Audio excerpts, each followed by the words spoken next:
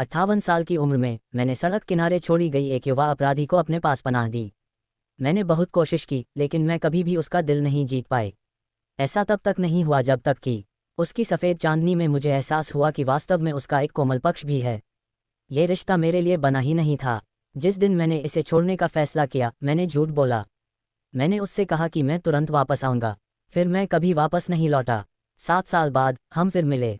एक film set, अब एक शीर्ष पुरस्कार विजेता अभिनेत्री। उसने एक बार फिर मेरा हाथ कसकर पकड़ लिया। तुमने कहा था कि तुम अभी वापस आओगे। तुम कहाँ चले गए थे? तनाव से मेरी हथेलियां पसीने से भीग रही थीं।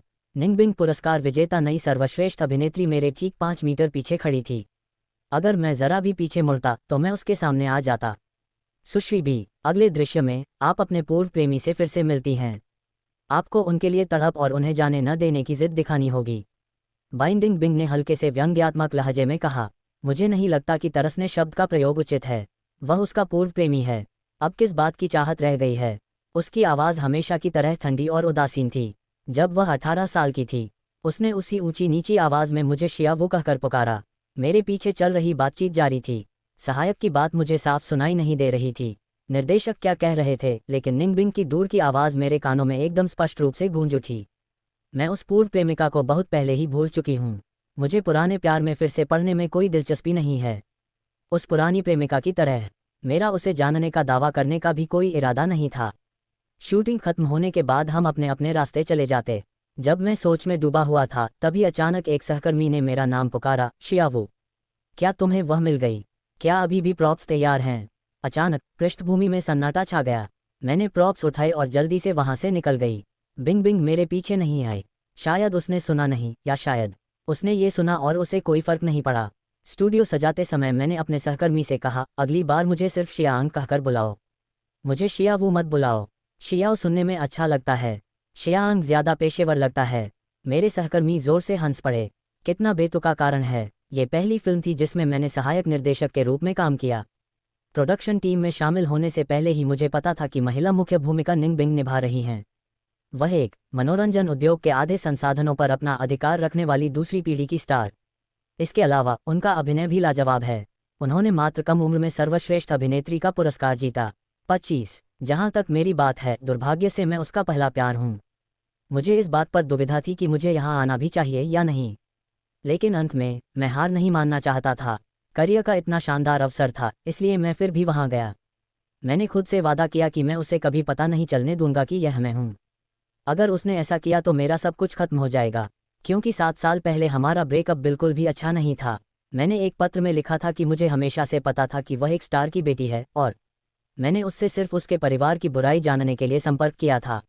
मैंने कहा कि मुझे उसके जैसी छोटी मोटी बदमाश लड़की कभी पसंद नहीं आई और मुझे तो कोई सौम्य स्वभाव की लड़की ज़्यादा पसंद है।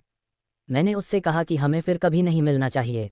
मैंने जो शब्द लिखे थे वे शांत और तटस्थ लग रहे थे, लेकिन मेरा वास्तविक प्रस्थान बेहद दयनीय था। मुझे नहीं पता कि बाइंडिंग बिंग को अपना प्रस्थान समाप्त करने के बाद कैसा लगा होगा। वो चिट्ठी पढ़कर मुझे बुरा लगा, लेकिन वो बहुत ज़्यादा नाराज़गी रखने वाली है। अगर उसे पता चल गया तो मेरा करियर बर्बाद हो जाएगा। हम शायद हमेशा के लिए ब्लैकलिस्ट हो जाएंगे। बाइंडिंग बिंग असल में टीवी से भी ज़्यादा खूबसूरत है। वो जीन्स वाकई लाजवाब हैं। खैर, उसके माता पिता को देखो। दोनों अपने समय के शीर्ष सितारे थे। उसका एक छोटा सा हिस्सा भी किसी भी सामान्य व्यक्ति को मात देने के लिए काफ़ी है। लेकिन मुझे वास्तव में उससे प्यार है। बिंग बिंग का अंदाज ही अलग है। वो बेहद शालीन और सभ्य लगती हैं। मुझे यकीन है कि वो अपने ज़माने में स्कूल की सबसे खूबसूरत लड़की रही होंगी, है ना? मैं लगभग दम घुट गया। निंगबिंग स्कूल की सबसे खूबसूरत लड़की? गलत। वह न केवल स्कूल की सबसे खूबसूरत लड़की नहीं थी, बल्कि एक कुख्यात बदमाश थी। हर कोई, मैं उससे दूर ही रहता था। मैं उससे पहली बार मिलने का पल कभी नहीं भूलूंगा। जोरदार बारिश हो रही थी और लोग सड़क पर भाग दौड़ कर रहे थे, लेकिन वह सड़क किनारे बिल्कुल स्थिर बैठी थी, जैसे उसने अपनी आत्मा खो दी हो। जब मैं उसके पास पहुंचा, तभी उसने ऊपर देखा। उसकी आवाज़ बेहद गुस्से वाली थी जब उसने झल्लाकर कहा, दफ़ा हो जाओ। लेकिन मैं नहीं गया। इसके बजाय मैंने उसके ऊपर छाता लगा दिया। वह मेरे और बिंग बिंग के लिए शुरुआत थी। मैंने उन यादों को मिटाने के लिए अपना सिर हिलाया। स्टूडियो बहुत शोरगुल वाला था, इसलिए मैं बैठने के लिए सीढ़ियों की ओर चला गया। लेकिन जैसे ही मैंने दरवाज़ा खोला, मैंने देखा कि बिंग बिंग वहाँ अंधेरे में खड़ी थी। वह मुझे ठंडी निगाहों से देख रही थी, ठीक वैसे ही जैसे वह सालों पहले देखती थी। सीढ़ियों का रास्ता एकदम अंधेरा और शांत था। मैंने जाने की तैयारी में अपना सिर नीचे कर लिया। तभी निंगबिंग ने मुझे पुकारा, आप क्या काम करते हैं? सहायक निर्देशक, अभी अभी स्नातक हुई हैं और पहले से ही निर्देशक जेन की सहायक बन गई हैं।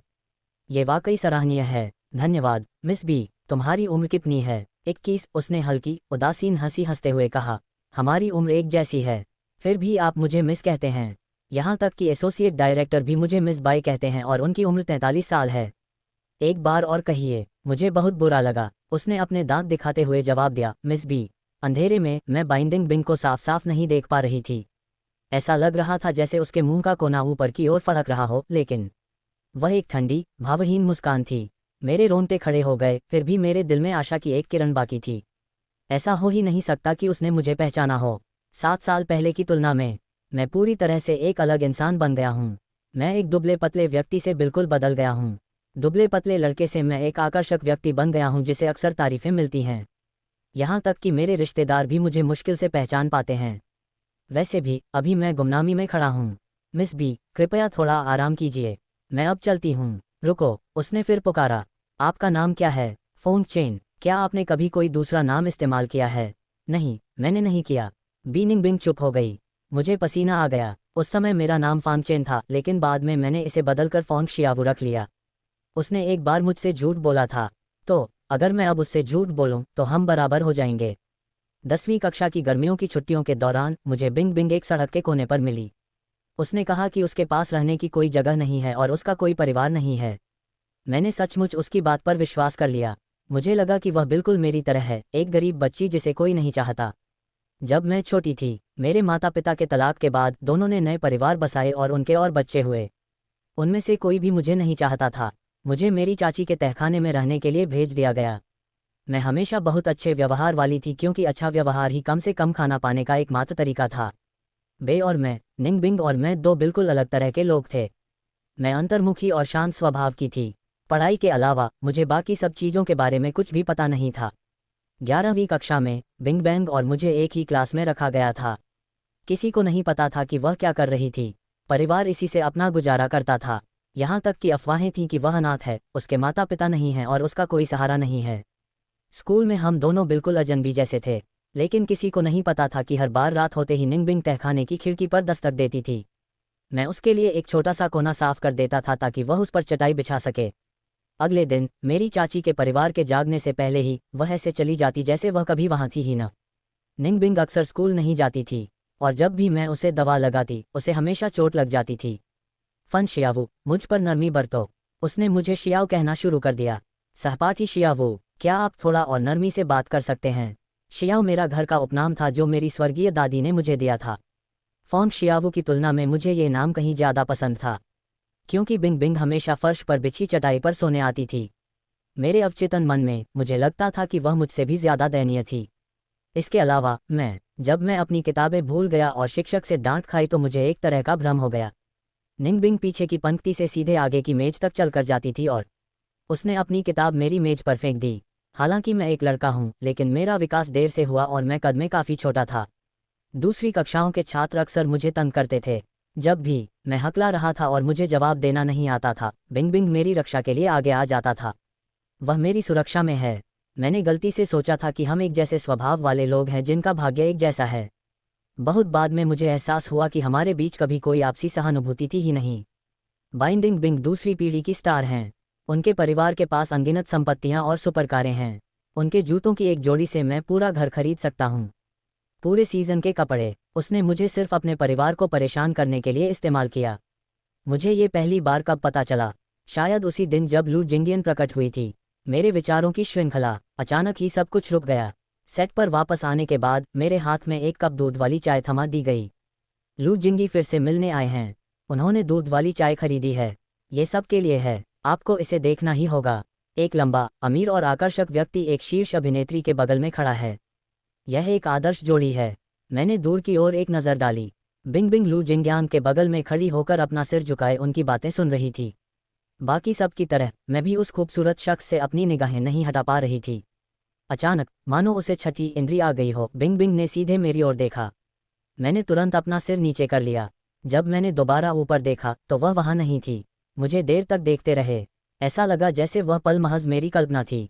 रैप की शूटिंग के बाद बिंग बिंग ने पूछा, क्या तुम मेरे साथ फैशन शो के लिए पेरिस चलोगी?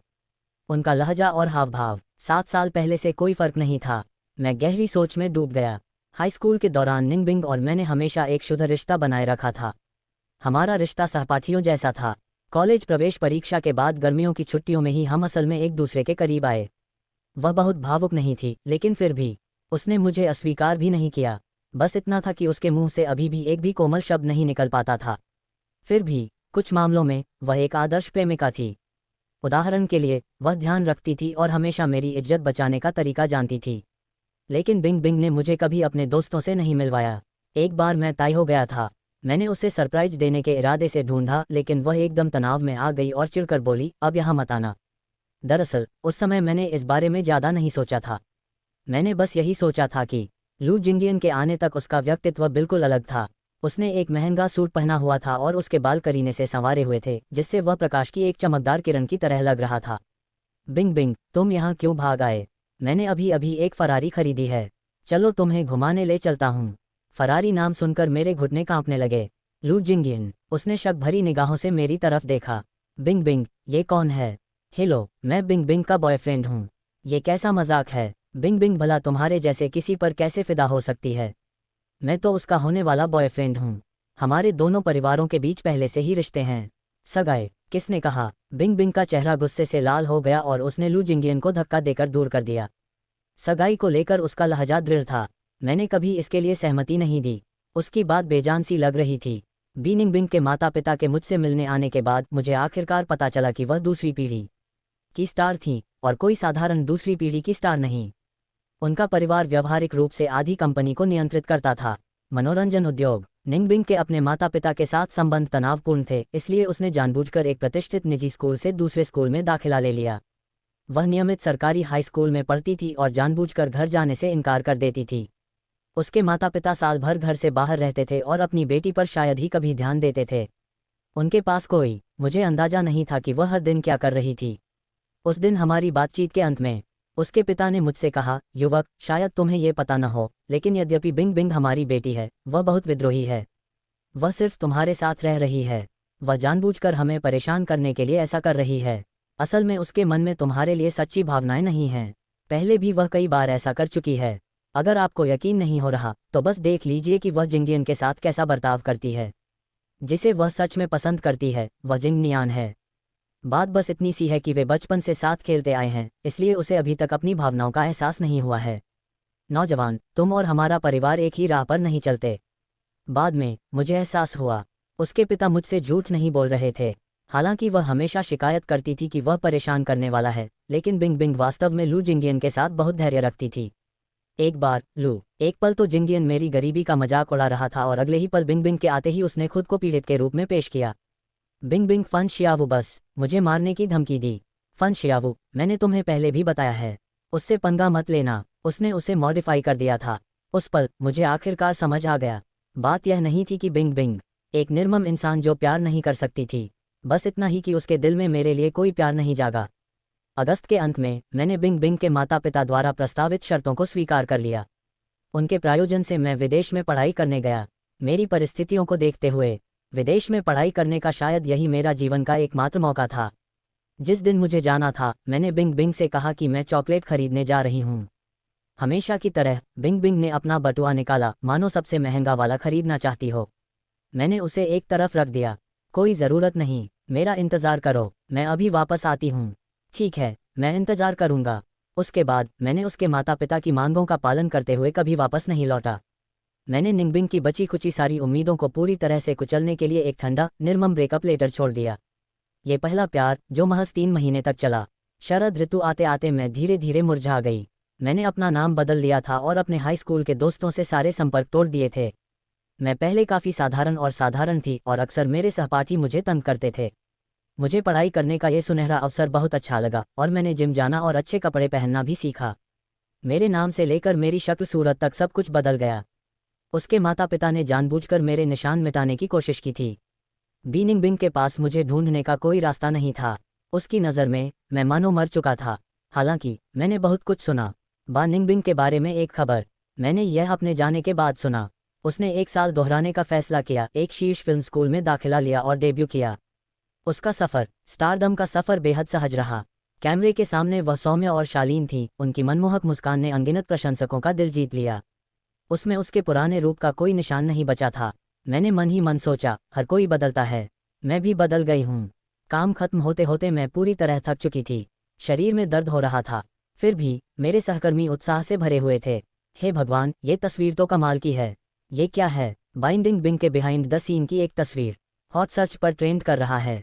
मैंने झांक कर देखा, एक अनौपचारिक तस्वीर ने ऑनलाइन जबरदस्त हलचल मचा दी थी। ये वह दृश्य था जहां बाइंडिंग बिंग संयोगवश उसकी मुलाकात अपने पूर्व प्रेमी से दोबारा हो जाती है। उसकी आंखों को देखिए, उसका अभिनय लाजवाब है। बाइंडिंग बिंग ने सचमुच महिला किरदार को जीवंत कर दिया है। तस्वीर में बाइंडिंग बिंग चुपचाप सीधे आगे देख रही थी। उसका शरीर एकदम स्थिर था, लेकिन उसकी निगाहों में एक लाल लौ चमक रही थी जो अनियंत्रित थी और बेचैन। मुझे उससे भी ज्यादा चौंका देने वाली बात तस्वीर के नीचे का कैप्शन था। पृष्ठभूमि में धुंधली आकृति, ठीक वही जगह जहां उसकी निगाहें टिकी हुई थीं। मैं ही था, और शूटिंग का एक और दिन शुरू हो गया। मुख्य अभिनेता का एक्सीडेंट हो गया और उन्हें अस्पताल में भर्ती कराना पड़ा। ये दोनों अभिनेताओं के बीच एक महत्वपूर्ण टकराव का दृश्य था और किसी ने भी इसकी शूटिंग में देरी करने की हिम्मत नहीं की। निर्देशक चिंतित थे और अंततः उन्होंने बिंग बिंग के दृश्यों को पहले फिल्माने के लिए एक बॉडी डबल ढूंढने का फैसला किया। बिंग बिंग खुद ही जोड़ीदार चुनना चाहती थी। मैं भीड़ के बिल्कुल किनारे पर खड़ा था, फिर भी निंग बिंग की नज़रें सीधे मुझ पर पड़ीं। उसे चुनो, मैं व्यस्त हूँ। निर्देशक को कोई आपत्ति नहीं थी और उन्होंने मुझे तुरंत मुख्य पुरुष कलाकार की पोशाक पहनने के लिए कहा। मुझे सिर्फ अपनी पीठ दिखानी थी, लेकिन किसी भी तरह की त्रुटि से बचने के लिए मेकअप आर्टिस्ट ने मेरे चेहरे पर थोड़ा सा टचअप किया। जब मैं बिंग बिंग के सामने खड़ी हुई तो वह एक पल के लिए जम सी गई।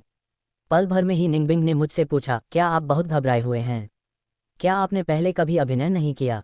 आपको अभिनय करने की ज़रूरत नहीं है, बस सुनिए। थोड़ी देर रुकने के बाद उसने कहा, आराम कीजिए। अगर आप तनाव में हैं तो आपका शरीर अकड़ा हुआ होगा और कैमरे पर यह अप्राकृतिक लगेगा। ठीक है, गहरी सांस लेकर खुद को शांत करो। धन्यवाद मिस बी। कैमरा थोड़ी देर में मुझ पर होगा, आपको बस मेरी बातें ध्यान से सुननी हैं। और जब निंग बिंग ने बोलना बंद किया तो मैंने ऊपर देखा और पूछा, और क्या, मेरी चॉकलेट कहाँ है? उसने हर शब्द को स्पष्ट रूप से कहा, उसकी आंखें तीखी और ठंडी हो गईं। पुराने दिनों से जरा भी नरमी न दिखाते हुए उसने धीरे से हाथ बढ़ाया। वो 7 साल हो गए हैं। आप अब तक इसे खरीद चुके होंगे, ये तो निश्चित है। मैं तो मर ही गया। यही मेरी पहली प्रतिक्रिया थी। बाद में पता चला कि बिंग बिंग ने मुझे बहुत पहले ही पहचान लिया था। संयोग से वह दृश्य ठीक उसी समय का था जब मुख्य अभिनेत्री के बाद पुनर्मिलन के दौरान वह मुख्य अभिनेता के सामने अपनी गहरी भावनाओं को व्यक्त करती है। मैं एक पल के लिए झिझक गया। मुझे लगभग यकीन हो गया था कि वो मुझसे यही कहना चाहती थी, लेकिन ऐसा कैसे हो सकता है? निंग बिंग की किताब द रियल लाइफ में तो उसने मुझसे कभी कोई रोमांटिक बात नहीं कही थी। शूटिंग खत्म होने के बाद निर्देशक ने मुझे थम्स अप दिया। श्यांग, तुम्हारे अंदर अभिनय की स्वाभाविक प्रतिभा है। अभी तुम्हारी निगाहें बिल्कुल। क्या ये संभव है? क्या हम दोनों अगले कुछ दृश्यों में सचमुच वास्तविक भावनाओं के साथ अभिनय कर रहे थे? निंग बिंग ने विशेष रूप से मुझे ही प्रभारी बनाया था। मेरा दिमाग, मेरा दिल जोरों से धड़क रहा था। उसके प्रभाव को देखते हुए निर्देशक भी उसे नाराज करने की हिम्मत नहीं करेगा। अब मुझे चुनना, अगर यह बदला नहीं है तो फिर क्या है? मैं था, मुझे सहायक से पदोन्नत करके एसोसिएट डायरेक्टर बनाया गया था और विशेष रूप से निंग बिंग की खरीद की जिम्मेदारी सौंपी गई थी। मुझे दिन में 18 घंटे उसके आसपास ही रहना पड़ता था, लेकिन मैं सिर्फ एसोसिएट डायरेक्टर का काम नहीं कर रहा था। उदाहरण के लिए, जब क्रू को भारी प्रॉप्स को हिलाने की ज़रूरत होती थी तो जैसे ही मैंने अपनी आस्तीनें ऊपर चढ़ाई, निंग ने तुरंत काम शुरू कर दिया। बिंग मुझे वापस खींच लाती, मेरे लिए एक कप दूध वाली चाय खरीद लाती। और सिर्फ दूध वाली चाय ही नहीं, वह ढेर सारे स्नैक्स भी ऑर्डर करती। जाहिर है उन्हें डिलीवर किया जा सकता था, लेकिन उसने जिद की कि मैं खुद जाकर उन्हें ले आऊं। वैसे भी मेरे सभी सहकर्मी मुझसे बहुत ईर्ष्या करते थे क्योंकि मुझे बस बाहर जाकर घूमने फिरने के लिए पैसे मिलते थे। लेकिन जब मैं नाश्ता वापस लेकर आई तो बिंग बिंग ने उसे खाना ही नहीं चाहा। बिंग बिंग के साथ एक हफ्ते तक इस तरह काम करने के बाद मेरा वजन वास्तव में बढ़ गया। वजन, समय के साथ मेरे सहकर्मी भी उत्सुक हो गए। क्या वह जानबूझकर तुम्हारे लिए ये स्नैक्स खरीदती है? बिल्कुल नहीं, लेकिन वह तुम्हें बहुत लाड़ प्यार करती है। बिंग बिंग आमतौर पर बहुत सख्त। उनकी कंपनी ने इस फिल्म में निवेश भी किया है। पिछले सभी एसोसिएट डायरेक्टर्स को उन्होंने डांट लगाई थी, लेकिन उन्होंने आपको कभी फटकार नहीं लगाई। ये तो कमाल है। ऐसा बिल्कुल नहीं है। मैं खुशकिस्मत हूं कि वह मुझे प्रताड़ित नहीं कर रही है। मैं लगातार इससे इनकार करता रहा, लेकिन सेट पर फैली अफवाहें आखिरकार लू जिंगियन के कानों तक पहुंच गईं। लू जिंगियन दौड़ते हुए उनके पास आईं। क्या आप बिंग बिंग की नई असिस्टेंट हैं? मैं खुद को रोक नहीं पाया और उसे सुधारो। एसोसिएट डायरेक्टर, क्या इतनी कम उम्र का कोई व्यक्ति अच्छा काम कर सकता है? युवा स्वामी लू, कृपया किसी को उसके बाहरी रूप से मत आंकिए। लू जिंगियन ने मुझे काफ़ी देर तक घूरा। मुझे ऐसा लग रहा है जैसे मैं आपसे पहले कहीं मिल चुका हूँ। आप ज़रूर गलत समझ रहे हैं। मुझे आप में कोई दिलचस्पी नहीं थी। युवा गुरु के साथ पुरानी यादें ताज़ा करते हुए मैंने कार्य अनुसूची को व्यवस्थित करना जारी रखा। लू जिंगनियान ने ठंडी सी आवाज़ में कहा, मैंने फिल्म क्रू में तुम्हारे जैसे कई लोगों से मुलाकात की है। यह मत सोचो कि बिंग बिंग की कृपा से तुम्हें मौका मिल जाएगा। सामाजिक सीढ़ी चढ़ने के लिए मेरा सुझाव है कि आप अपनी जगह पहचानें। अन्यथा जब आपका दिल टूटेगा तब तक बहुत देर हो चुकी होगी। आप असल में कहना क्या चाह रहे हैं? आप बिंग बिंग के पूर्व प्रेमी जैसे दिखते हैं। लू जिंगियन के ऐसा कहने के बाद उसने मेरी प्रतिक्रिया का इंतजार किया। उसे उम्मीद थी कि मैं चौंक जाऊंगी और दुखी हो जाऊंगी, लेकिन मैंने उसे हैरानी भरी नज़रों से देखा। तो क्या हुआ? वह आपको सिर्फ इसलिए महत्व देती है क्योंकि वह आपको एक विकल्प के रूप में देखती है। इसका मतलब यह नहीं है कि वह वास्तव में आपकी सराहना करती है। बिंग बिंग उस आदमी से बेहद नफरत करती है, इसलिए ज़्यादा उत्साहित मत हो। मैंने अपने हाथों में रखा काम नीचे रख दिया और मुस्कुराते हुए उसकी तरफ देखा। अगर वह उससे नफरत करती है तो क्यों? क्या कोई विकल्प ढूंढने की जहमत उठाऊं? क्या ये कुछ विरोधाभासी नहीं है? लुजिंग अवाक रह गया, वह बहस करने में असमर्थ था। उसके जाने के बाद मेरा दिल बेचैन हो गया। तो बिंग बिंग मुझसे सचमुच नफरत करती है? उस रात बिंग बिंग ने अचानक मुझे एक संदेश भेजा जिसमें उसने मुझसे कुछ दवा लाने को कहा। महिला मुख्य किरदार को नाराज न करने के नियम का पालन करते हुए मैंने दवा खरीदी और इस बारे में बात की। मुझे लगा कि वह बस मुझसे मजाक कर रही है, लेकिन असल में वह सचमुच बीमार। उसके माथे से पसीना बह रहा था। क्या हुआ? मेरे पेट में दर्द हो रहा है। आपकी सहायक कहाँ है? वह शहर में है और समय पर वापस नहीं आ पाएगी। ये तो अजीब बात है। निंग बिंग को पहले कभी पेट की समस्या नहीं थी। तुम्हारा पेट इस हालत में कैसे पहुंच गया? मैंने परीक्षा दोहराने के दौरान पूरे साल ठीक से खाना नहीं खाया। तुमने क्यों नहीं खाया? मुझे बचाने वाला कोई बचा ही नहीं था। मेरे लिए खाने का एक हिस्सा। उसने अपनी आंखें आधी खोली और मेरी तरफ देखा। इससे मुझे अतीत की याद आ गई। उस समय जब बिंग बिंग उस चटाई पर सोती थी, मैं हमेशा उसके लिए थोड़ा खाना बचाकर रखती थी, लेकिन जब तक वह अपना होमवर्क खत्म करती, उसने खाने का एक एक दाना चट कर दिया। कैंटीन का खाना बहुत ही घटिया होता है। वही हठी रवैया। मैंने मेज पर फैला हुआ खाना देखा, अभी भी गर्मागर्म। खाना अभी अभी आया था, लेकिन पेट दर्द के कारण वह उसे निगल नहीं पा रही थी। कितना व्यर्थ। मैं हर रोज फिल्म सेट पर मिलने वाले लंच बॉक्स खा खाकर थक गई हूँ। मुझे बहुत भूख लग रही है। तुम खा लो, उसने बेपरवाही से कहा। उन्होंने कहा कि इसे ऐसे ही छोड़ देना व्यर्थ होगा। अगर तुम इसे नहीं खाओगे तो इसे मेरे लिए फेंक दो। मैंने डिस्पोजेबल चॉपस्टिक्स तोड़ी और मेज पर बैठ गई। मैंने चुपचाप खाना खाया। कमरा एकदम शांत था, एक कब्र। मुझे लगा कि बिंग बिंग सो गई है, लेकिन जब मैंने मुड़कर देखा तो वह मुझे देख रही थी। उसके होठों पर हल्की सी मुस्कान थी, लेकिन जैसे ही हमारी नज़रें मिली उसकी मुस्कान तुरंत गायब हो गई। वह फिर से उसी अंदाज में आ गई, मानो पूरी दुनिया उसकी ऋणी हो। उसमें ज़रा भी बदलाव नहीं आया है। हम दोनों हमेशा की तरह चुप हो गए, किसी ने कुछ नहीं कहा। जब तक मैं जाने ही वाला था तब तक वह एक दूसरे से बात करती रही। तभी अचानक बिंग बिंग बोल पड़ी, लू जिंगियन और मेरा आपस में कोई रिश्ता नहीं है, न अतीत में, न वर्तमान में, और भविष्य में तो बिल्कुल नहीं। मैंने विनम्रता से सिर हिलाया। लेकिन मिसबा, मुझे अब कोई आपत्ति नहीं है। मेरे इस वाक्य से बिंग बिंग का चेहरा कई दिनों तक उदास रहा। कोई बात नहीं। फिल्म की शूटिंग लगभग पूरी हो चुकी थी, लेकिन शूटिंग खत्म होने से कुछ ही दिन पहले एक बड़ी दुर्घटना हो गई। यह एक नाव का दृश्य था जो तेज आंधी के बीच फिल्माया जा रहा था। तकनीशियन शौचालय गया हुआ था, इसलिए मुझे अस्थायी रूप से उसका काम संभालना पड़ा। मैं डेक के किनारे खड़ा था और अपने से भी ऊंचे बूम माइक को पकड़े हुए था। मैं लड़खड़ा रहा था, गिरने ही वाला था कि अचानक हवा का एक तेज झोंका आया। मेरा संतुलन बिगड़ गया और मैं नाव से नीचे गिर पड़ा। नीचे झील थी और मुझे तैरना नहीं आता था। उस अफरा तफरी के बीच मैंने एक जोरदार चीख सुनी। निंग बिंग की शियाओ वो मेरे पीछे सीधे पानी में कूद गई। वह घबरा गई और मुझे कसकर पकड़ लिया, जैसे कि वह मुझे फिर कभी जाने नहीं देगी। उसके बाद मुझे कुछ याद नहीं। जब मैं जागा तो मैंने खुद को एक अनजान कमरे में पाया। बिस्तर के पास वाली मेज पर एक हाथ से लिखा हुआ नोट। यह मेरा घर है, स्टूडियो से ज़्यादा दूर नहीं है। मैंने आपके लिए छुट्टी का अनुरोध कर दिया है। बस कुछ दिनों के लिए आराम कर लीजिए। अगर आपको अपनी छुट्टी में बदलाव करना हो तो कृपया कर दीजिएगा। कपड़े ड्रेसिंग रूम में पुरुषों के कपड़े हैं। मैंने अभी किसी को भेजकर उन्हें मंगवाया है। लिखावट देखकर मैं तुरंत समझ गया कि ये निंग बिंग की लिखावट है। कई अभिनेताओं के घर होते हैं, स्टूडियो के आसपास का इलाका, और निंग बिंग का घर भी इसका अपवाद नहीं था। मैंने पहले कुछ अफवाहें पढ़ी थीं कि वह अपना अधिकांश समय यहीं बिताती है। घर बहुत साफ सुथरा था। मैं ड्रेसिंग रूम में दाखिल हुआ। सबसे पहले मेरी नज़र एक काले छाते पर पड़ी। ये बिल्कुल वही छाता था जिसका इस्तेमाल मैंने कई साल पहले बिंग बिंग को बारिश से बचाने के लिए किया था। छाता बहुत पुराना था और उसकी गुणवत्ता घटिया थी, फिर भी उसे कमरे के ठीक बीचों बीच प्रमुखता से रखा गया था। मुझे अचानक उस दिन की याद आ गई। मूसलाधार बारिश हो रही थी। मैंने उसे तूफान से बचाने के लिए इस छाते का इस्तेमाल किया था। निंगबिंग मुझे भगाने पर अड़ी रही। पता नहीं मैंने हिम्मत कहाँ से जुटाई कि उसकी आस्तीनें ऊपर करके उसके घावों की जांच करूं। वह गाली देने ही वाली थी, लेकिन मैंने उसे रोक लिया। सौभाग्य से आपको अस्पताल जाने की ज़रूरत नहीं है। यहीं रुकिए, बस यहीं रुकिए, मैं कुछ दवाइयाँ खरीदने जा रहा हूँ और मैं अभी वापस आती हूँ। मैंने जल्दी से छाता उसके हाथ में थमा दिया। जल्दी करो और जाओ। 10 मिनट बाद मैं वादे के मुताबिक दवाइयाँ लेकर वापस आए। कुछ खाना। भारी बारिश ने मुझे पूरी तरह से भिगो दिया था, जैसे कोई भीगा हुआ चूहा। वह बस चुपचाप मुझे देखती रही। उस दिन से बिंग बिंग ने फिर कभी मुझसे कोई कठोर शब्द नहीं कहा। बाद में मुझे पता चला कि उस दिन वह वास्तव में बहुत सदमे में थी। उसके जीवन में किसी ने भी उसे कभी अकेला नहीं छोड़ा था और सचमुच उसके लिए वापस आया। मैं सबसे पहला था। यादें धुंधली पड़ गईं। मैंने कपड़े लिए और धीरे धीरे बदलने लगा, लेकिन इससे पहले कि मैं अपनी कमीज पहन पाता, ड्रेसिंग रूम का दरवाजा अचानक खुल गया। निंगबिंग और मेरी नज़रें मिलीं। माहौल बेहद अजीब हो गया। निंगबिंग जल्दी से पीछे हट गई। कमरे से बाहर जाओ, मेरे कपड़े बदलने तक इंतजार करो। तुम अंदर इतने चुप क्यों थे? मुझे लगा तुम फिर से भाग गए हो। गुस्सा मत करो। बिंग बिंग एकदम शांत हो गई। उसका गुस्सा पल भर में गायब हो गया। ये वाक्य कमाल का असर करता था।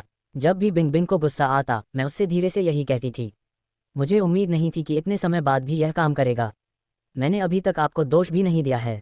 ड्रेसिंग रूम में आने से पहले आपने दरवाज़ा क्यों नहीं खटखटाया? ओह, मैंने नहीं खटखटाया। मुझे पता था कि तुम अंदर थी। उसका चेहरा इतना लाल देखकर मैंने कहा, मैंने कुछ नहीं देखा। अगर इससे तुम्हें असहजता होती है, मैं माफ़ी मांग सकती हूँ। माफ़ी? मुझे बहुत पहले ही एहसास हो गया था कि बाइंडिंग बिंग का स्वभाव भले ही जिद्दी और सख्त हो, लेकिन वह आश्चर्यजनक रूप से नर्म भी हो सकती है। कुछ बातों को लेकर मैं भोली हूँ। कोई बात नहीं, मैं बस थोड़ी थकी हुई हूँ। मैंने गलती से कह दिया। ऐसा नहीं है कि तुमने इसे पहले नहीं देखा है। खैर, जैसे ही ये शब्द मेरे मुंह से निकले, मुझे पता चल गया कि मैंने गड़बड़ कर दी है। वाकई, निंगबिंग ने अपने होंठ काट लिए और उसका चेहरा गर्दन तक लाल हो गया। मैंने जल्दी से कोशिश की। विषय बदलो। क्या तुम्हें आज शूटिंग नहीं करनी है? मेरा काम हो गया है। चलो मैं दलिया बना लेती हूँ। याद रखना, बाद में अपनी दवाइयाँ ले लेना क्योंकि मैं गिर गई थी। पानी। मुझे थोड़ी सर्दी लग गई थी। जब बिंग बिंग दलिया लेकर आए तो उसने अभी भी एप्रन पहना हुआ था। मैं खुद को कुछ और बार उसे देखने से रोक नहीं पाए। तुम कैसी लग रही हो? बहुत ही सौम्य, एप्रन पहने हुए। तुमने क्या कहा? मैंने कहा, धन्यवाद। बिंग बिंग की आंखें चमक उठीं, लेकिन उसका लहजा अभी भी उग्र था। इसे पूरा खा लो, मत खाओ। बचा हुआ खाना यहीं छोड़ देना। क्या आप कुछ और खाना चाहते हैं? मैं अनिच्छा से आपके लिए बना दूंगी। आपको परेशान होने की ज़रूरत नहीं है। आप अपना काम करते रहिए। कल सुबह मेरा कोई काम नहीं है। मैं आज रात सेट पर वापस नहीं जा रहा हूँ। मुझे खाना बनाने का समय मिल जाएगा। साथ ही आज रात तुम यहीं सोओगे। मैं मेहमान कमरे में सो जाऊंगा, लेकिन वहाँ कोई अतिरिक्त चटाई नहीं है। क्योंकि तुम बीमार हो, इसलिए बिस्तर पर ही रहो।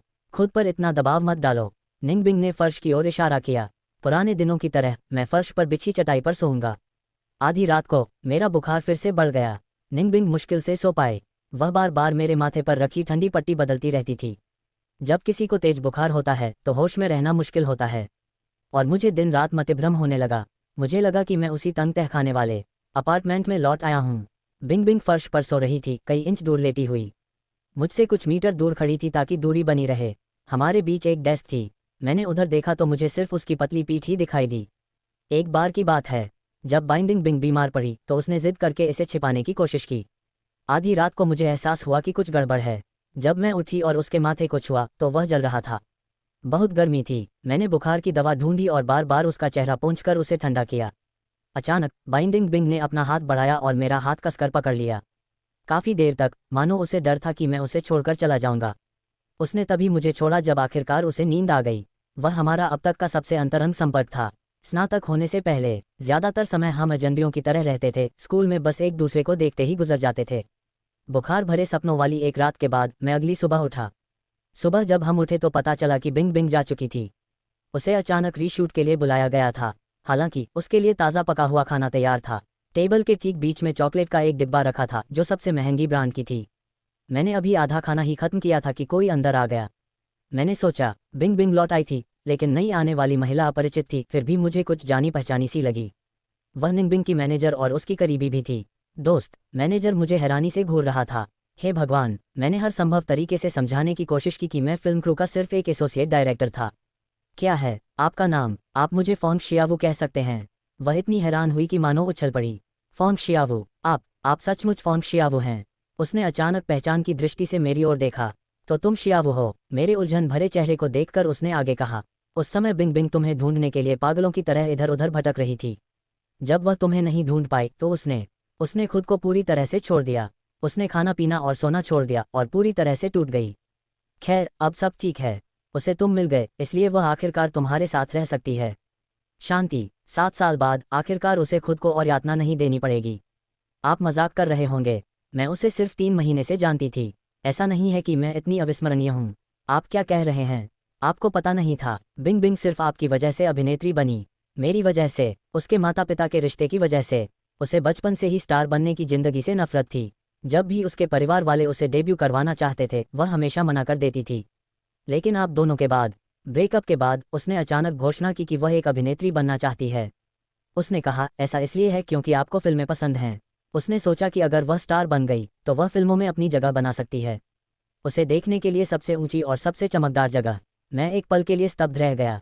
एक रात ऐसा ही एक पल आया जब मुझे नींद नहीं आ रही थी। मैंने उससे बातचीत शुरू की। सहपाठी, क्या तुम जाग रहे हो? मैंने आज एक फिल्म देखी। शॉशैंक रिडेम्पशन बहुत अच्छी है। मुझे इसमें कोई दिलचस्पी नहीं है। मैं भविष्य में फिल्में बनाना चाहता हूँ लेकिन अभी नहीं। इसमें बहुत पैसा लगता है ना? अफसोस की बात है कि मेरे पास पैसे नहीं हैं। फिल्म बनाने में इतना खर्च नहीं होता। मुझे लगा जैसे उसे कुछ समझ नहीं आ रहा था। मुझे लगा कि मैं बस ख्यालों में खोई हुई थी। मैंने और कुछ नहीं कहा। पता चला कि उसे सब कुछ याद था। मैनेजर ने अविश्वास से आह भरी। इसमें सिर्फ 3 महीने लगे। उसे जीवन भर तुम्हारी याद दिलाओ। दोपहर में बिंग बिंग वापस लौटी। उसने अपने मैनेजर से पूछा, तुम यहाँ क्या कर रहे हो? शूटिंग लगभग खत्म हो चुकी है, इसलिए मैं थोड़ी साफ सफाई करने आया था। कोई ज़रूरत नहीं है, आपको वापस जाना चाहिए। वैसे मुझे भी कुछ देर आराम करना है। अब और कोई काम तय मत कीजिएगा। दिखावे पर ध्यान मत दो। तुम सचमुच अपने दोस्तों से ज़्यादा प्यार को चुन रही हो। याद है कैसे तुम मेरे सामने फूट फूट कर रोई थी जब तुम्हें वो नहीं मिला था? निंग द्वारा। बिंग ने उसे अजीब तरह से बीच में ही टोक दिया। मेरे बॉयफ्रेंड के सामने इन सब बातों के बारे में बात मत करो। मैंने उसके पूर्व बॉयफ्रेंड को सुधारने के लिए तब तक बात की जब तक तुम खुद उसे न कहो। मेरे लिए तो सब खत्म हो गया। इसे ब्रेकअप नहीं माना जा सकता। बिल्कुल नहीं। हालांकि मैंने एक चिट्ठी लिखी थी। बस एक चिट्ठी। खत्म होते ही मैंने उसे फेंक दिया। इसे पढ़कर मुझे कैसे पता चलेगा कि इसे आपने खुद लिखा है या नहीं? स्थिति को देखते हुए मैनेजर चुपके से निकल गया। तुमने वो चिट्ठी देखी थी? क्या तुम्हें गुस्सा नहीं आया था? मैंने कहा था कि मैं तुम्हारे राज सबके सामने ला दूंगा। तुम में ऐसा करने की हिम्मत नहीं थी। इसके अलावा चाहे मुझे मिले या ना मिले, चाहे खुलासा हुआ हो या नहीं, मुझे कोई फर्क नहीं पड़ता। क्या आपने हाल ही में खबरें देखी हैं? मैं तो अवाक रह गया। बिंग बिंग फल धोने के लिए मुड़ गई। मैंने अपनी बात जारी रखी। ब्रेकअप के लिए सिर्फ एक व्यक्ति की सहमति जरूरी होती है, चाहे आप इसे स्वीकार करें या ना करें। हमारा कोई रिश्ता ही नहीं था।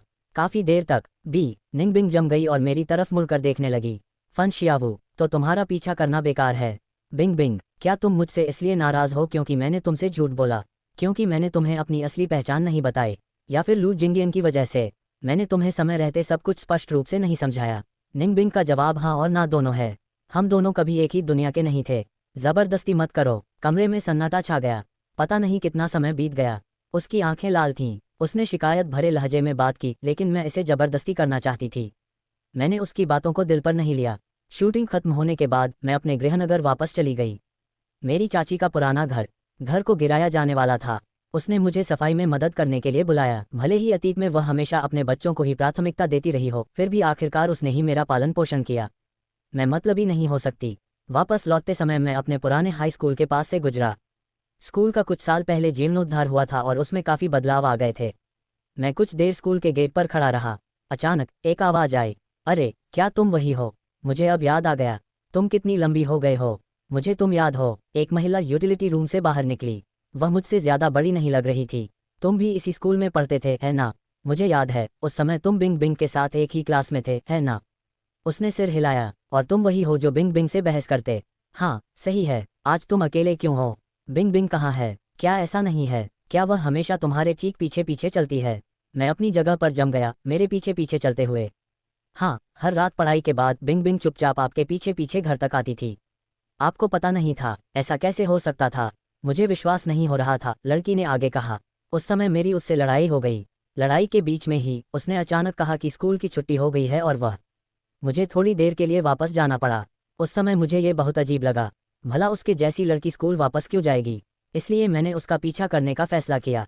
पता चला कि वह बस गेट पर खड़ी इंतजार कर रही थी। जैसे ही आप बाहर आए, वह आपके ठीक पीछे पीछे चल रही थी। जब तक आप सुरक्षित घर नहीं पहुंच गए तब तक वह मुझे ढूंढने वापस नहीं आई। बाद में मुझे एहसास हुआ कि उसे डर था कि उसने आपको नाराज कर दिया था। इतने सारे लोग थे, कहीं आप पर भी असर न पड़ जाए, इसलिए वह आपकी सुरक्षा सुनिश्चित करने के लिए आपके पीछे पीछे आए। लड़की ने कोने पर लगे सिकोमोर के पेड़ की ओर इशारा किया। मैं वहीं खड़ी तुम्हारा इंतजार करती थी। 17 साल की निंगबिंग को काले कपड़े पहनना बहुत पसंद था। वह हमेशा रात के अंधेरे में घुल मिल जाती थी। एक तेज हवा का एक झोंका गुजरा। एक पल के लिए मुझे लगा कि वह अभी भी वहीं खड़ी है। मेरी चाची ने मुझे जल्दी आने के लिए फ़ोन किया। जब मैं पहुंचा तो सब लोग तहखाने को खाली कर रहे थे। जिस पलंग पर मैं सोता था, जिस डेस्क पर मैं काम करती थी, उस पर से सारा सामान हटाया जा रहा था। शियाओ, मुझे कुछ मिला है, आओ देखो। मेरी चाची ने फर्श के एक कोने की ओर इशारा किया। उस पर तुम्हारा नाम खुदा हुआ था। उस लड़की ने इसे खुदा था। क्या वो नहीं थी वही जो अब एक मशहूर स्टार है? आपको कैसे पता चला? ओह, वो एक बार मुझे ढूंढते हुए आई थी। कब की बात है मुझे ठीक से याद नहीं, लेकिन उस समय मुझे यहाँ एक चीज़ मिली और मैंने इसके लिए तुम्हें खूब खरी खोटी सुनाई। मुझे याद है कि तुम इस बात पर बहुत अड़े हुए थे। मैं तुमसे अब और बात नहीं करना चाहती थी। तुमने मना कर दिया। चाहे कुछ भी हो जाए, सच बोलो। तुम बार बार यही कहते रहे कि यह तुम्हारा है, लेकिन मुझे पता था कि तुम उस तरह के बच्चे नहीं हो। बीते दिनों को याद करके मेरी चाची थोड़ी भावुक हो गईं। जब तुम्हारी चाची ने तुम्हें डांटा, वह लड़की खिड़की के ठीक बाहर खड़ी थी। उसने सब कुछ देखा। उसके बाद वह मुझसे छुपकर मिलने आए। वह मेरे सामने घुटनों के बल बैठ गई और उसने स्वीकार किया कि यह उसकी गलती थी। मुझसे विनती कर रही थी कि मैं अब तुम्हें दोष न दूं। मेरी सांसें धीमी हो गईं और मैंने अपनी कमीज का किनारा कसकर पकड़ लिया। मुझे डर था कि वह लड़की तुम पर बुरा असर डालेगी, तो मैंने उसे सख्ती से मना कर दिया कि वह अब तुम्हारी चटाई पर न सोए। बस बात कुछ ऐसी ही थी। 11वीं कक्षा के अंत के करीब बिंग बिंग ने खाना और रहने की जगह के लिए आना बंद कर दिया। उसने मुझे बताया कि उसे रहने के लिए जगह मिल गई है। असल में वह मुझसे परेशानी पैदा करने से डरती थी। जमीन पर खुदे हुए निशान इस बात का सबूत थे कि बिंग बिंग ने भी कई बेचैन और नींदहीन रातें बिताई थीं। बिंग बिंग ने कभी एक शब्द भी नहीं कहा, लेकिन अपने दिल में वह बहुत कुछ जानती थी। मेरा नाम 10,000 बार पुकारा गया। अगला कार्यक्रम शुरू होने से पहले मैं स्कूल के गेट से एक बार फिर अपनी चाची के घर तक पैदल गया। ये परिचित संकरा रास्ता घने सिकोमोर पेड़ों की कतारों से ढका हुआ था। मैं सड़क के अंत तक चलता रहा। सड़क के अंत में मैंने तहखाने की छोटी सी खिड़की को देखा, मानो किसी टेलीपैथी द्वारा निर्देशित हो रहा हो। मैंने अपना सिर घुमाया। बिंग मास्क पहने सड़क के दूसरी तरफ खड़ा था। 20 मिनट बाद हम उस भोजनालय में बैठ गए जहां हम शूटिंग खत्म होने के बाद से अक्सर जाया करते थे। वो फ़ोन नहीं उठा रही थी। मुझे उम्मीद नहीं थी कि वो फिर भी इस ढाबे पर आएगी। ठीक बगल में पुराना स्विमिंग पूल था। मैंने भीड़ को देखा, अचानक आते जाते हुए जवाब की चाहत में। निंगबिंग, उस गर्मी में मैं तुम्हें ढूंढने यहाँ आया था। तुम बहुत अधीर थीं और तुमने मुझे भगा दिया। क्या तुम्हारे पास कोई जवाब है? मुझे अंदाज़ा नहीं है कि इससे कितना दर्द हुआ। निंगबिंग एक पल के लिए स्तब्ध रह गई। मैं अधीर नहीं हो रही थी, मैं बस डरी हुई और चिंतित थी। वह पूल हॉल अच्छा नहीं था। उस दिन मेरे साथ जो लोग थे वे भी अच्छे लोग नहीं थे। वे लड़कियां हमेशा मुझे फंसाने की साजिश रचती रहती थीं। जब तुम वहां पहुंचे तो मैं सचमुच डर गई थी। मुझे डर था कि वे अगला निशाना तुम बनाओगे। बिंग बिंग ने अपनी भौहें कसकर सिकोड़ लीं। उसने सावधानीपूर्वक उत्तर दिया, मुझे माफ़ करना, मैं बहुत तनाव में थी और मेरी वजह से आपको गलतफहमी हो गई। तभी मालिक ने हमारी टेबल का नंबर पुकारा। मैंने पूछा। बिंग बिंग पानी की बोतल खरीदने चली गई। उसके जाते ही मैं कई महिलाओं से घिर गई। अरे हैंडसम, क्या हमें आपका संपर्क नंबर मिल सकता है? क्या वो लड़की अभी आपकी गर्लफ्रेंड थी? वो मास्क लगाकर क्यों खा रही थी? क्या वो बीमार है? मैंने उन्हें ठंडे लहजे में देखा। हट जाओ। वाह, क्या गुस्सा है। क्या आपको पता है कि इस मोहल्ले को कौन चलाता है?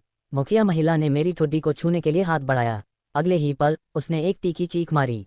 उसने उसकी कलाई कसकर पकड़ ली। मैं औरतों को नहीं मारता। ठीक उसी क्षण बिंग बिंग ने जवाब दिया, वह तुम्हें नहीं मारेगा, लेकिन मैं मारूंगी। बिंग बिंग ने अपना भेष और आदर्श छवि पूरी तरह से त्याग दी। उसके पूरे शरीर से जानलेवा इरादा झलक रहा था। मैं उसे स्तब्ध होकर देखता रहा। ये वही थी, मेरी जानी पहचानी। बिंग बिंग लौट आई थी। मुझे इसमें कोई संदेह नहीं था कि बिंग बिंग उन चारों का एक साथ सामना कर सकती थी, लेकिन मुझे उसे रोकना ही था। अब उसकी स्थिति बहुत खास थी। लड़ाई में पड़ना ठीक नहीं था, लेकिन बिंग बिंग जिद्दी थी, उन चारों को घूरते हुए न्याय पाने पर अड़ी हुई थी। बिंग बिंग, ऐसा मत करो। ठीक वैसे ही मैंने उसका हाथ खींचा। निंग बिंग एक पल के लिए स्तब्ध रह गई, मानो उसका पूरा अस्तित्व धुल गया हो।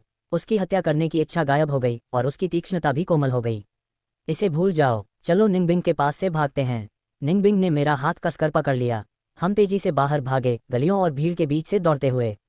हम दौड़ते रहे। कभी थकान महसूस नहीं होती थी। मेरे दिल की धड़कन की आवाज़ बहुत तेज सुनाई दे रही थी। मेरे कानों में धक धक धक की आवाज़ गूंज रही थी। पिछली बार मैंने यह आवाज़ सुनी थी क्योंकि उस व्यक्ति ने मेरे अंदर जो युवा उत्साह भर दिया था, और इस पल भी वह बिल्कुल वैसी ही जिद्दी लड़की लग रही थी। हम दौड़ते हुए वापस मेरे घर आ गए। मैं चाची के घर गया और तहखाने में घुस गया। ये जगह अब खाली है, यहाँ कोई फर्नीचर नहीं बचा है। ये कल गिराए जाने का इंतजार कर रही है।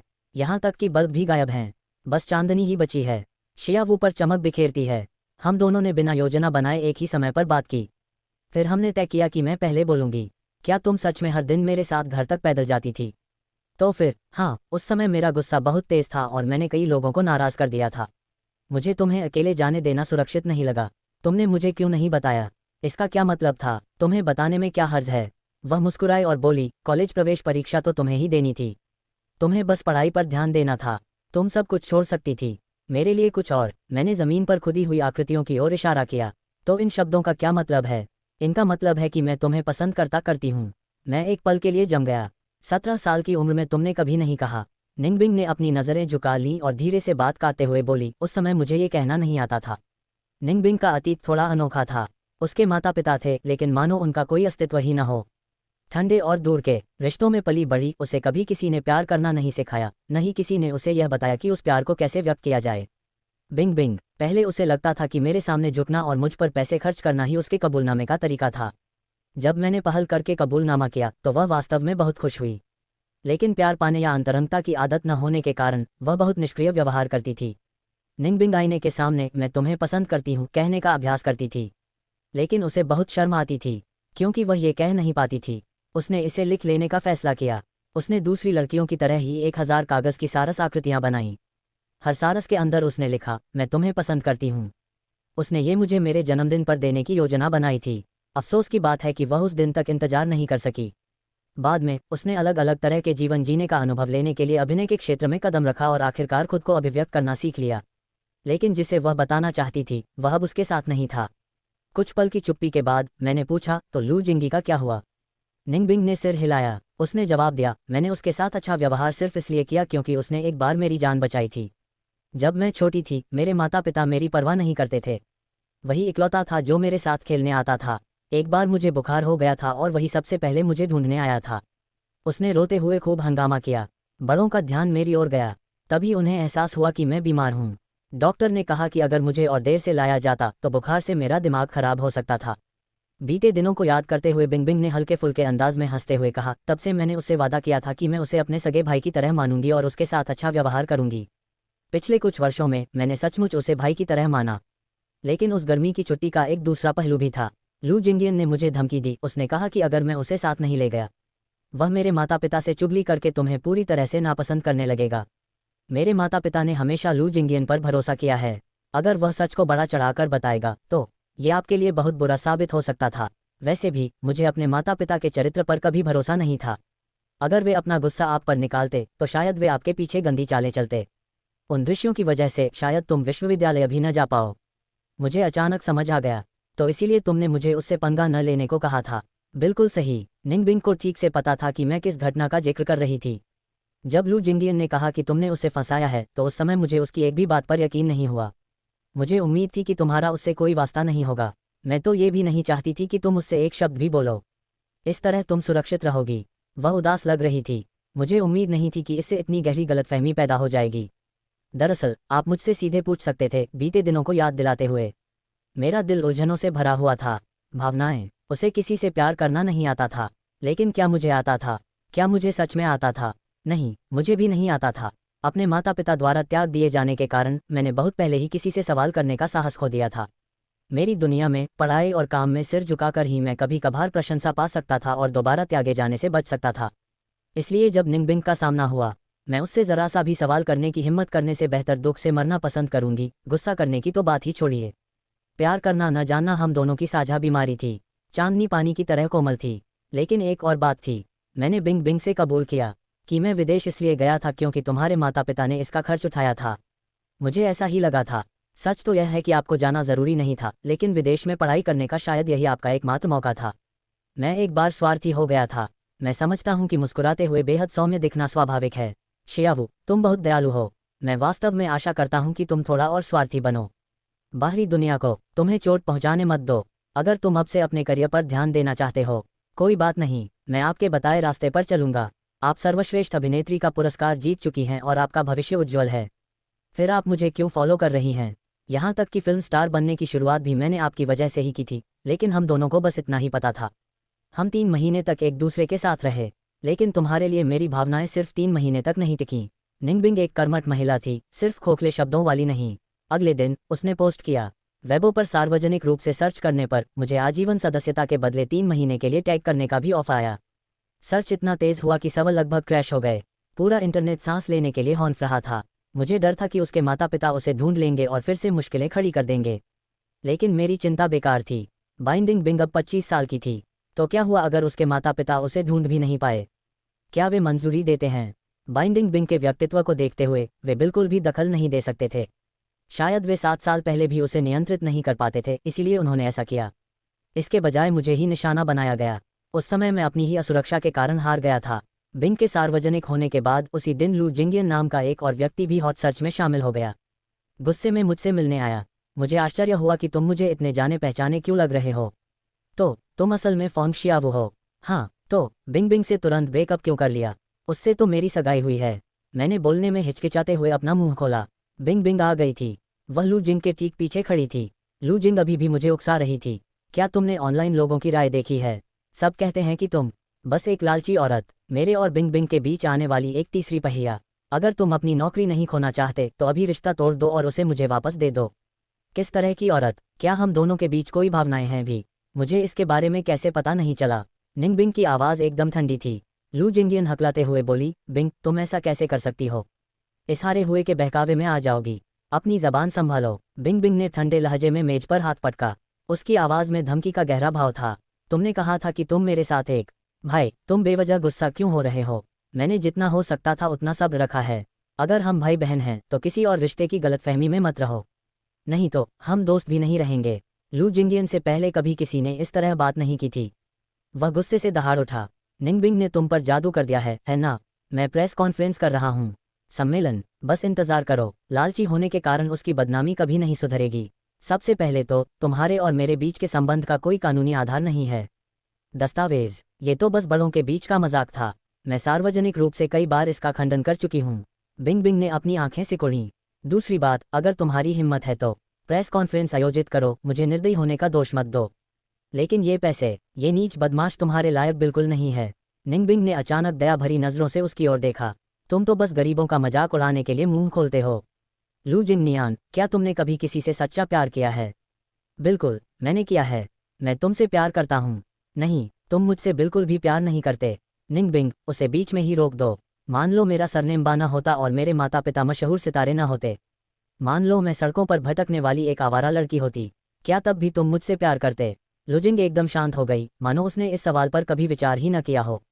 बरसात के दिन अगर आपने मुझे सड़क किनारे उस हालत में बैठे देखा होता तो क्या आप मेरे लिए छाता पकड़ते? नहीं, तुम तो मुझे समाज का नीच इंसान कहकर कोसते। तुम्हें मेरी हैसियत से मतलब है, मुझसे एक इंसान के तौर पर नहीं। तुम ये बात भी स्वीकार नहीं कर सकते कि मैं कभी एक बदमाश था। लड़की, निंगबिंग ने मुझे खींचकर दूर कर दिया। जब मैंने पीछे मुड़कर देखा तो लू जिंगियन वहीं जमकर खड़ा था। ऐसा लग रहा था जैसे उसे अभी अभी बहुत जोर का झटका लगा हो। पता नहीं उसे आखिरकार समझ आया या नहीं, लेकिन एक हफ्ते बाद मुझे पता चला कि लू जिंगी की प्रेस कॉन्फ्रेंस तय समय पर ही हो रही थी। बिंग बिंग के पास कुछ नहीं था। सम्मेलन को रोकने की शक्ति तो उनके पास थी, लेकिन उन्होंने आने वाले जनसंपर्क संकट से निपटने के लिए काफ़ी तैयारी कर रखी थी।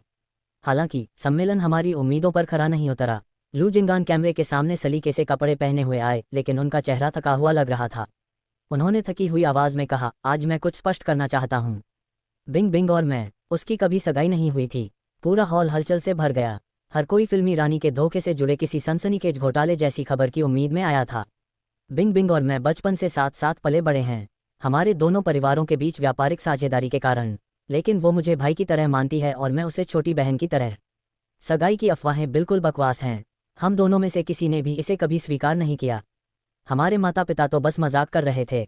यह आधिकारिक नहीं था। मैंने कभी बिंग बिंग से प्यार नहीं किया और न ही उसने। मुझे उम्मीद है कि सबने ये सब बंद कर दिया होगा। ये निराधार अफवाहें फैला रहे हैं।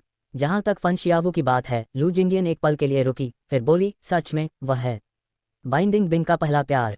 मैंने एक बार उसके रूप रंग के आधार पर उसका आकलन किया था और मुझे उस पर बहुत खेद है। जनता की राय तुरंत पलट गई। नेटिजन्स ने प्रतिक्रिया देना शुरू कर दिया। लू जिंगियन के पहले के अहंकारी बयानों को खोदकर निकाला गया और उन पर गर्मागर्म बहस हुई।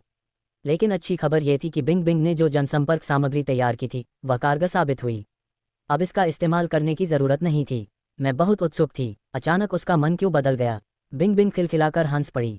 अगर उसने अपना मन नहीं बदला होता, हमारे दोनों परिवारों को भविष्य में सहयोग करने का मौका भी नहीं मिलेगा। बिंग बिंग इस समय अपने परिवार में सबसे शक्तिशाली सदस्य है। पारिवारिक कंपनी, अब सब कुछ उसके हाथ में है। लू जिंगियन को व्यापारिक साझेदारी के लिए सिर झुकाना पड़ा। आधा साल और बीत गया। बिंग बिंग के पिता बीमार पड़ गए और अब वह सब कुछ संभाल नहीं पा रही थी। उसकी माँ ने भी घर पर रहकर उसकी देखभाल करने के लिए अपने अधिकांश कार्यक्रम रद्द कर दिए। इसके विपरीत बिंग बिंग का करियर, वह पहले से कहीं अधिक सफल हो गई। पूर्ण नियंत्रण उसके हाथों में होने के कारण बड़े बुजुर्ग अब हस्तक्षेप नहीं कर सकते थे। वे उसके किसी भी निर्णय में दखल नहीं दे सकते थे। जब बा निंग बिंग को सब कुछ समझ आ गया, ऐसा लगा जैसे वह एक अलग ही इंसान बन गई हो। अतीत में उसमें जिस भी चीज़ की कमी थी, अब वो इसकी भरपाई करना चाहती थी। उसके वेब ब्लॉग पर आधी सामग्री मेरे बारे में थी। वो जिस भी शो में जाती मेरा जिक्र ज़रूर करती। मैं पहले एक विद्रोही लड़की हुआ करती थी। मेरे बॉयफ्रेंड की वजह से ही ऐसा हुआ था। उसने मुझे अंधेरे से बाहर निकाला और रोशनी दिखाए। लेकिन उस अतीत ने कुछ गहरे आघात भी छोड़े जब भी वह मुझे नहीं ढूंढ पाती थी। निंग बिंग के द्वारा वह घबरा जाती थी, इस बात से भयभीत हो जाती थी कि मैं उसे फिर से छोड़ दूंगा। कभी कभी वह आधी रात को अचानक जाग जाती थी, मुझसे कसकर लिपट जाती थी और मुझे छोड़ने से इनकार कर देती थी। वह लगातार मेरा नाम पुकारती रहती थी। श्यावा, वह ठंडी फिल्मी रानी जिसे सबने देखा था। जब वह मेरे साथ होती थी तो नखरे दिखाती और मुझसे चिपकी रहती थी। वह मेरा नाम पुकारती थी बार बार, मुझे अतीत की धूल के नीचे दबी हुई नक्काशी की याद दिलाते हुए। 27 वर्ष की आयु में निंग बिंग और मैं, हम अपने पुराने स्कूल में दोबारा गए। जवानी बिल्कुल 4 ऋतुओं की तरह होती है। एक पीढ़ी जाती है और दूसरी उसकी जगह ले लेती है। हमेशा ऐसे लोग होते हैं जो उत्साह से भरे होते हैं, युवावस्था की ऊर्जा, और हमेशा ऐसे लोग होते हैं जो अपने पहले दिल की धड़कन के क्षणों से भ्रमित हो जाते हैं। हमारी पुरानी कक्षा के बाहर एक विशाल सिकोमोर का पेड़ खड़ा था। हम दोनों उन 7 वर्षों के दौरान निंगबिंग के पास छात्रों के पढ़ने की गूंजती आवाज़ को सुनते हुए उसकी जड़ों के नीचे खड़े रहे। क्या होता अगर मैं कभी वहां नहीं गया होता? वापस आओगे? तुम तो हमेशा वापस आओगे। तुम्हें इतना यकीन कैसे है? तुम तो सालों पहले उस बरसात के दिन मेरे लिए वापस आए थे, इसलिए मुझे विश्वास है कि तुम आओगे। इस बार भी वह मेरे पास लौट आए। मैं ही उसकी ज़िंदगी का इकलौता इंसान था जो उसे छोड़कर गया था और फिर वापस लौटा था। और अब भी हम दोनों ही हैं, नीचे खड़े हैं। कक्षा की खिड़की के पास खड़ी निंगबिंग ने मुझे चूमने के लिए अपने पंजों पर खड़ी हो गई। शियाओ, मैं तुमसे प्यार करता हूँ। हाई स्कूल में मैंने एक ऐसी लड़की को अपना दोस्त बना लिया था जिसे कोई और नहीं चाहता था। आज से ठीक 10 साल पहले मैंने उसे पाया था और आज ही के दिन हमने आधिकारिक तौर पर अपनी शादी पंजीकृत करवाई थी। अगर कोई मुझसे पूछे तो भविष्य में मुझे जो सबसे बेहतरीन प्रेम पत्र मिला, मैं उसे बताऊंगी कि वह स्कूल की छुट्टी के बाद की वह सनकरी गली थी और वे अंधेरी रातें थीं जहां हम एक दूसरे का साथ देते रहे।